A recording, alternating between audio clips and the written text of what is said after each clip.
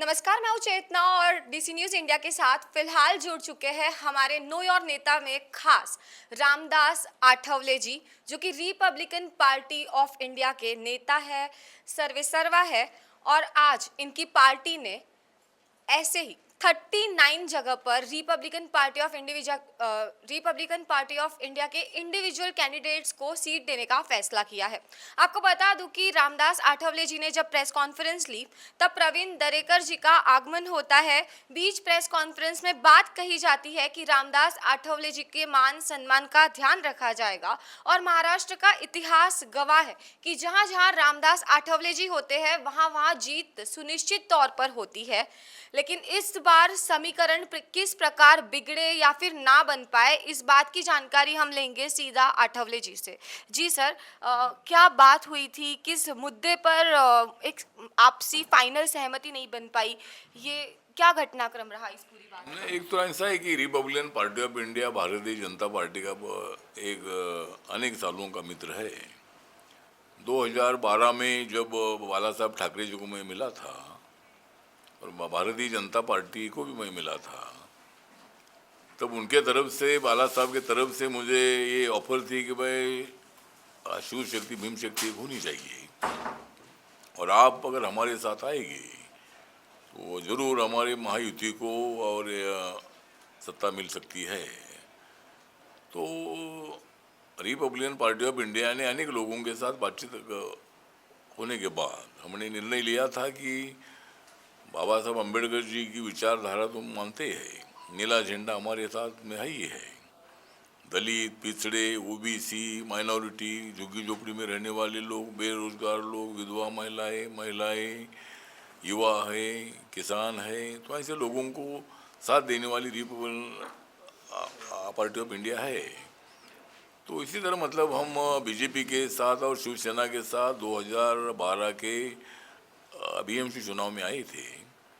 तब शिवसेना के सामने, बीजेपी के सामने राज ठाकरे का बड़ा आह्वान था। उन्होंने बाला साहब ठाकरे जी को छोड़कर उन्होंने महाराष्ट्र नवनिर्माण सेना बनाई थी और तब रिपब्लिकन पार्टी उनको सत्ता में लाने के लिए, बीएमसी में सत्ता में लाने के लिए उनके साथ आई और तब से लगातार 13 साल से मैं उनके साथ हूँ। तो जब 2012 में अलायंस हुआ था तब आरपीआई को 24 सीटें दी गई थी। बाद में 2017 में हमको 17 सीटें दे दी थी। लेकिन इस चुनाव में रिपब्लिकन पार्टी ऑफ इंडिया को मतलब चर्चा में लिया नहीं। अनेक दिनों से बीजेपी और शिवसेना की चर्चा चल रही थी और हमें कल रात को मतलब बीजेपी की तरफ से निमंत्रण आया और रात को 3:30 बजे उन्होंने हमको बताया कि भाई आपको 6 सीट छोड़ दी है। लेकिन वो 6 सीटें जो है, वो सीटें जो हमने मांगी नहीं, वो सीटें थी। इसीलिए मतलब हमने ये निर्णय लिया कि भाई 39 जगह पर हम इलेक्शन लड़ेंगे और आज हमारे 39 लोगों ने हमारा एबी फॉर्म लेकर नॉमिनेशन किया है। प्रवीण दरेकर जी सीएम साहब का, देवेंद्र फडणवीस जी का मैसेज लेकर आए। उन्होंने बताया कि भाई हम बैठकर इसमें जो मार्ग निकालते हैं, आपकी इस इलेक्शन में हमारे साथ रहने की काफ़ी आवश्यकता है। हमें यहाँ जीत हासिल करनी है, महायुति का मेयर बनाना है, तो आपने हमारे साथ रहना ही चाहिए। अलग लड़ने से अपना ही नुकसान हो जाएगा। तो इसीलिए जो सीटें हैं जो हमने खड़ी की है, उसमें जो हमने प्रस्ताव रखा है कि भाई 7-8 सीटें तो हमको मिलनी चाहिए और बाकी के जगह पर उन्होंने बताया है कि जहाँ जहाँ आपके अच्छे के कैंडिडेट है और मैत्रीपूर्ण मतलब अपनी होगी। तो इसी तरह के विषय पर हमारी चर्चा हुई है और शायद कल मुख्यमंत्री देवेंद्र फडणवीस जी के साथ हमारी बात हो सकती है, एकनाथ शिंदे जी के साथ भी हो सकती है। तो हमारा कहना ये है कि महायुति में 2 बड़े पार्टनर जो बीजेपी और शिवसेना एकनाथ शिंदे जी की है, तो दोनों ने हमको तो सीटें देने की आवश्यकता है। इसीलिए मुझे लगता है कि एक सीट तो जो शायद एकनाथ शिंदे जी ने हमको दी है, जो हमारी चिमूर पांजरा पुल की जो अपना जो वासीनागा की जो सीट है, वो एक सीट हमको दी है। लेकिन बीजेपी की तरफ से अभी तक सीट नहीं मिली है, तो उसके संबंध में कल मुख्यमंत्री साहब से बात हमारी हो सकती है और उसमें जो एजेंडे पर चर्चा होगी, अगर कुछ ऑप्शन पर भी चर्चा हो सकती है, जो महानगर पालिका की जो समिति है उस पर भी बातचीत हो सकती है और महाराष्ट्र सरकार की तरफ से जो महामंडल होने वाले हैं उसमें चेयरमैनशिप है, वो डिप्टी चेयरमैनशिप है, मेंबरशिप है, डायरेक्टर है, इस पर भी चर्चा हो सकती है। तो इसमें से कोई ना कोई तो मार्ग निकालने की आवश्यकता है। तो एक 8-10 सीटें हमको मिलनी चाहिए और 8-10 सीटों पर हम मैत्रीपूर्ण लड़ेंगे और महायुति का मेयर बनाने की जिम्मेदारी हमारी भी है। हम नरेंद्र मोदी जी के नेतृत्व में देश को विकास की दिशा से आगे बढ़ाने वाले नरेंद्र मोदी जी के साथ हम लोग हैं और बाबा साहब का मिशन पूरा करने के लिए हम एनडीए के साथ है। इसीलिए मुझे लगता है कि निर्णय जो है हमने तो निर्णय लिया था कि 39 सीटों पर हम लड़ेंगे, लेकिन इसमें से कोई ना कोई तो मार्ग निकालना होगा और कल की चर्चा में मुझे लगता है कि इसमें मार्ग निकलेगा और रिपब्लिकन पार्टी के जो हमारे कार्यकर्ता है, जिन्होंने मुझे बड़ा बनाया है, कार्यकर्ताओं को भी कुछ मिलने की आवश्यकता है। तो इसीलिए इस पर हमारी कल चर्चा होगी और उसमें हमारा निर्णय होगा। तो क्या सर, अगर कुछ निष्कर्ष पे पहुंचते हैं कल की मीटिंग में, तो क्या संभावनाएं है कि कुछ कैंडिडेट्स अपना कैंडिडेचर वापस ले या फिर ये तय है कि 39 सीट से आरपीआई की जो भी कैंडिडेट्स की लिस्ट आई है वो सारे कैंडिडेट्स लड़ेंगे?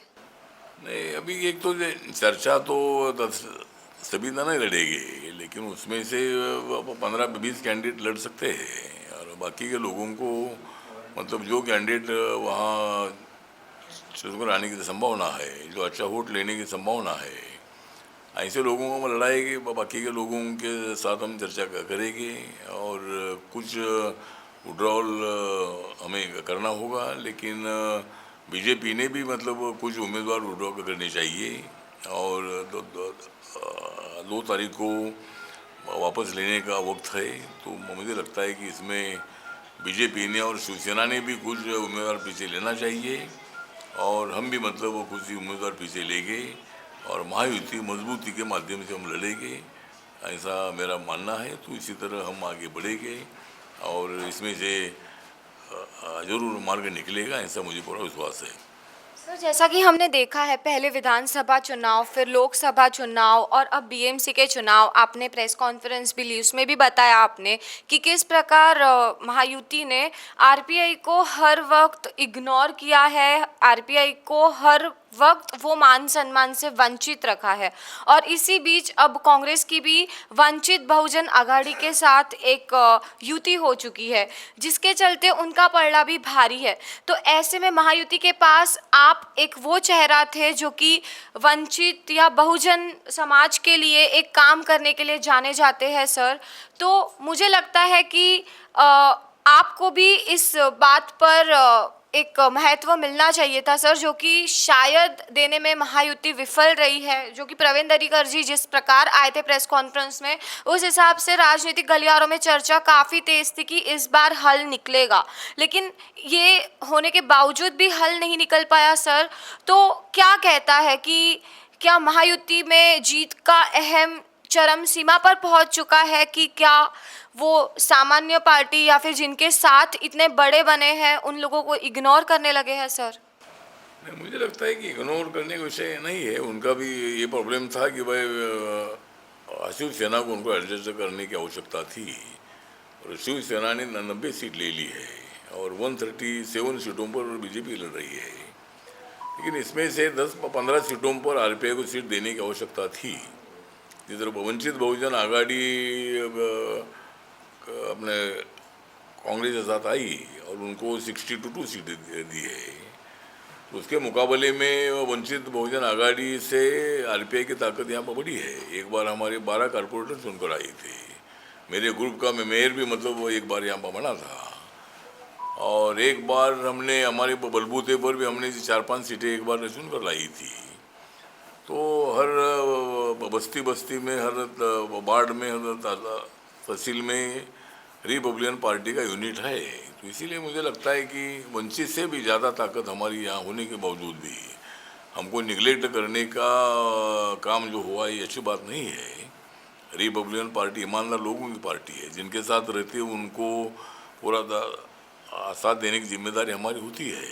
लेकिन बीजेपी ने इसी तरह का स्टैंड नहीं लेना चाहिए था। रिपब्लिकन पार्टी को कुछ सीटें देना ही है, इसके लिए उन्होंने ये निर्णय लेने की आवश्यकता थी। और खाली मुंबई ही नहीं, कुछ जगह पर तो सीटें पुणे में, पिंपरी चिंचवड़ में, उल्लासनगर में कुछ जगह पर सीटें बीजेपी और शिवसेना के अलायंस से मिली है। लेकिन अनेक जगह पर रिपब्लिकन पार्टी को कई एक जगह मिली है, और अनेक जगह पर आरपीआई को एक भी सीट नहीं मिली है। इसीलिए मतलब ये बात अच्छी नहीं है। इसीलिए कल मुख्यमंत्री साहब से अगर हमारी बात होती है तो हम जरूर उनके साथ बात करने वाले हैं कि भाई आरपीआई को इसी तरह निगलेक्ट करना ठीक नहीं है, और आगे ऐसा नहीं होना चाहिए। इसी तरह का हमें आश्वासन चाहिए। ये भी हम उनके तरफ से हम उनके साथ बात करेंगे। इसीलिए मुझे लगता है, देखते हैं हमें तो आगे आगे क्या करना है। अगर कोई ठीक फैसला नहीं होता है तो 39 सीटों पर जो हमने फॉर्म भरे वो पूरा सीट हम लड़ेंगे। सर, एक और बात पूछनी थी। जैसा हमने देखा पुणे में, आज सुबह पुणे में आरपीआई के कार्यकर्ता ने आंदोलन किया था महायुति के खिलाफ, क्योंकि उनको सीट्स नहीं मिल पाई थी। उस पर सर आप क्या कहेंगे? नहीं, अभी आंदोलन तो मतलब ये हमने नहीं किया है। बीजेपी वाले भी आंदोलन कर रहे हैं, शिवसेना आंदोलन कर रहे हैं। बहुत सारी महिलाएं इतनी सेंसिटिव बन गई, उनको तो टिकट नहीं मिला तो वो भी हंगामा कर रही है। तो पार्टी का भी ये प्रॉब्लम होता है कि जहाँ 2-2, 4-4, 5-5, 6-6 लोग जब मतलब टिकट मांगते हैं तो पार्टी का भी प्रॉब्लम ऐसा होता है कि एक को दिया तो दूसरा नाराज होता ही है। उनको भी लगता है मैंने इतना काम किया था, मैंने इतने साल मैं पार्टी के साथ हूँ। तो पार्टी के नेताओं की भी ये मतलब दिक्कत होती है। तो इसीलिए मुझे लगता है कि लेकिन लोग बहुत बड़े अभी एक्टिव बन गए हैं। सबको लगता है कि जल्दी कारपोरेटर होना चाहिए, एमएलए होना चाहिए। तो लोगों की जो रिएक्शन अच्छी है, अपने लोकतंत्र को मजबूत करने वाली रिएक्शन है। इतने लोग चुनाव लड़ना चाहते हैं, और इसीलिए मुझे लगता है कि अनेक जगह पर शिवसेना बीजेपी का अलायंस टूट चुका है, और उनके कार्यकर्ताओं को ज़्यादा लड़ने के लिए उनको अनेक जगह पर अलायंस नहीं हुआ है। लेकिन तो भी सबसे ज़्यादा महानगर पालिका 29 में से हम ही जीतेंगे। नगर पालिका चुनाव में आपने देखा है कि ये तीनों हमारी महायुति में ही मतलब एक दूसरे के साथ संघर्ष था, लेकिन उसके बावजूद भी सबसे ज़्यादा सीटें अपनी चुनकर आई थी। अभी भी मुझे लगता है कि उद्धव ठाकरे जी का अलायंस हो, कांग्रेस वंचित का अलायंस हो, या अजय दादा तो हमारे साथ है ही, कुछ जगह पर अजय दादा हमारे साथ है भी। लेकिन अजय दादा को बीजेपी ने इसलिए साथ में नहीं लिया कि एकनाथ शिंदे जी को ही संभालना मुश्किल है, तो और इनको कहाँ से सीटें देंगे। और इसीलिए मतलब अजय दादा को साथ में बीजेपी ने नहीं लिया है। लेकिन अजय दादा भी 100 से ज़्यादा सीटों पर कुछ चुनाव लड़ रहे हैं। तो ठीक बात है, हम तो ये आपस में थोड़ा जो है, लेकिन सरकार के लिए कोई धोखा नहीं है। हम सब लोग सरकार के साथ हैं, और हमारे बारे में, आरपीआई के बारे में कल देवेंद्र फडणवीस जी के साथ चर्चा होने के बाद उसमें जो मार्ग निकलेगा, ऐसा मुझे पूरा विश्वास है। सर, इस बार आरपीआई के चुनाव में कुछ ऐसे भी नाम है जो कि सिर्फ वंचित समाज से या बहुजन समाज से नहीं है। उसमें 2 वार्ड ऐसे हैं, एक तो वार्ड नंबर 65 और एक है वार्ड नंबर 63, जहां पर बाबू धनकर और जंती भाई गड़ा, ये 2 ऐसे गुजराती कैंडिडेट्स हैं जिनको आपने उम्मीदवारी दी है, और वो खासकर ऐसे एरिया है जहां पर गुजराती समाज काफ़ी बहुमत में है। सर इस पर मतलब अब तक का आरपीआई का एक ही वो रहा था कि सिर्फ वंचित लोगों को वोट इलेक्शन के लिए नॉमिनेट किया जाता था, लेकिन इस बार जो महाराष्ट्र के चुनाव का रुख है, जैसे ठाकरे ब्रदर्स साथ आ चुके हैं, मराठी मानुस की जो राग आलाप रहे हैं, उसी बीच सर आपका ये कदम क्या उनके इस मराठी मानुस के कैंपेन पर एक चमाट या चाटा बताया जा सकता है सर? ये मराठी लोगों को तो हमने टिकट दिया ही है, मतलब मराठी पर हमारा प्रेम है, हम मराठी है और मराठी का आदर करना, मराठी की जो इज्जत है बढ़ाना, ये हमारी जिम्मेदारी है। और खाली उद्धव ठाकरे और राज ठाकरे मराठी नहीं, हम भी मराठी है। तो मराठी लोगों को तो हमने मैक्सिमम टिकट दिया ही है, लेकिन मुंबई शहर जो है ये देश का आर्थिक राजधानी है और यहाँ सभी जाति के, सभी धर्म के, सभी भाषा के लोग रहते हैं।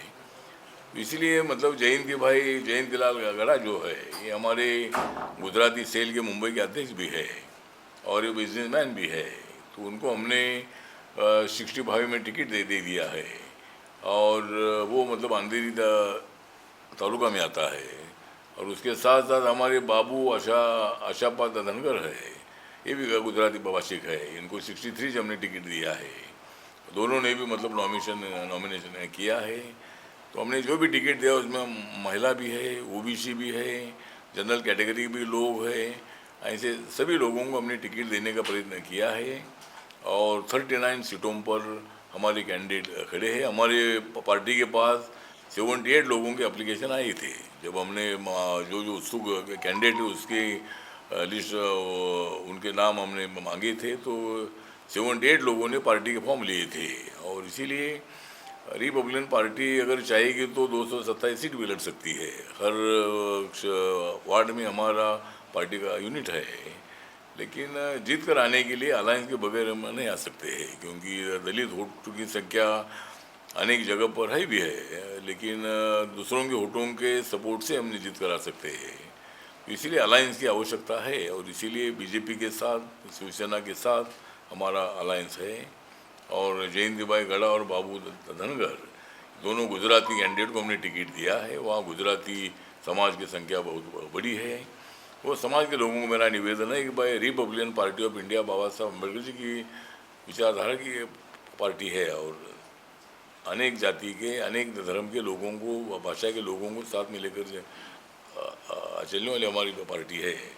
और इसीलिए हमारी पार्टी के नेता जो हमारे उम्मीदवार है उनको गुजराती भाषिकों ने तो वोटिंग करना ही है, लेकिन वार्ड क्रमांक 65 और 63 में जो भी सभी मतदार है उनको भी मेरा आह्वान है कि ये हमारी रिपब्लिकन पार्टी के उम्मीदवार है और आपका काम करने वाले उम्मीदवार है, तो इसीलिए आप इनको अच्छे वोट से चुनकर दीजिए। यही मैं सभी लोगों को निवेदन करना चाहता हूँ। मुझे पूरा विश्वास है कि जयंती भाई गड़ा जो है ये हमारे बहुत एक्टिव नेता हैं और बिजनेसमैन तो है ही है, लेकिन गुजराती समाज के सवालों को हमेशा उठाने का काम करते रहते हैं। यानी गुजराती लोगों मेरे पास वो लाते हैं और उनके लिए मदद करने का प्रयत्न हमारा होता है। तो इसीलिए जयंती भाई गड़ा ये एक अच्छी इंसान है और इनको अच्छे वोट से चुनकर देना है। उसके साथ साथ जो बाबू धनगर है ये भी अच्छे वर्कर है, इनको भी आप सुनकर दीजिए, ये मैं सबको आह्वान करना चाहता हूँ। जय भीम, जय भारत, जय महाराष्ट्र, जय मुंबई। तो ये थी डीसी न्यूज़ इंडिया के रामदास आठवले जी के साथ खास बातचीत। ऐसी ही खबरों के लिए देखते रहे डीसी न्यूज़ इंडिया के साथ।